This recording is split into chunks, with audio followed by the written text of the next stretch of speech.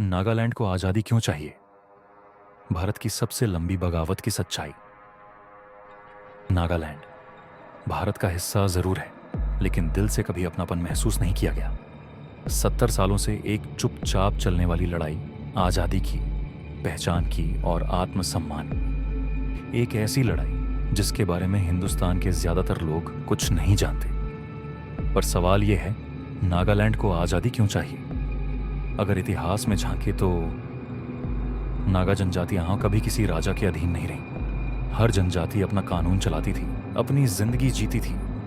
British आए, लेकिन इन पहाड़ियों पर उनका भी पूरा कंट्रोल नहीं हो पाया। दूसरे विश्व युद्ध के दौरान नागाओं ने ब्रिटिश का साथ दिया, उम्मीद में कि युद्ध के बाद उन्हें भी आज़ादी मिलेगी। 14 अगस्त 1947 जब भारत आज़ाद हुआ, उससे ठीक एक दिन पहले नागाओं ने अपनी स्वतंत्रता का ऐलान कर दिया था।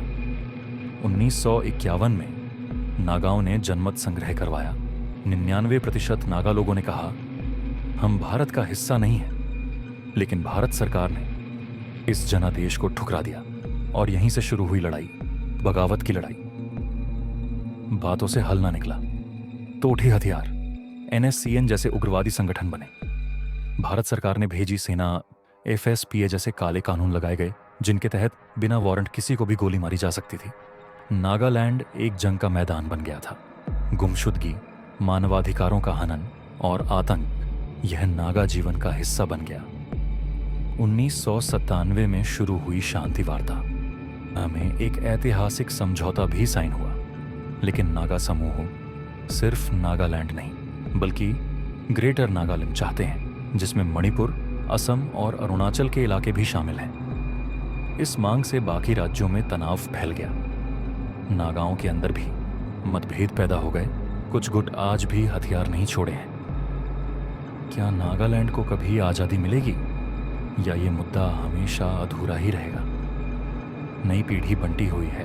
कुछ अब भारत के साथ रहना चाहते हैं, तो कुछ आज भी अपनी पहचान की तलाश में है।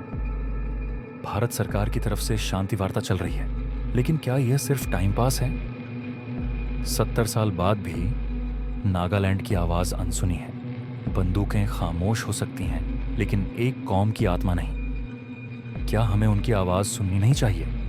क्या नागाओं की पहचान सिर्फ हथियारों से जुड़ी रहनी चाहिए, या हमें एक नया रास्ता ढूंढना चाहिए जहां सम्मान हो, बराबरी हो और शांति हो?